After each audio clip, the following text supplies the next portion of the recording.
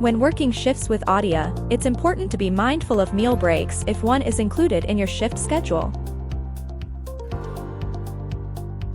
If no break is mentioned in the job description, it's a good idea to message the employer prior to the start time to get clarification.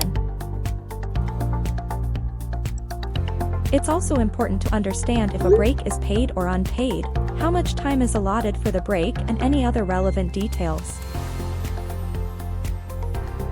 You can also find break info in the shift overview screen, so be sure to keep an eye on that while you work.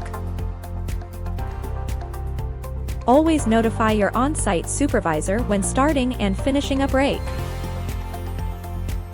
Remember, communication is key.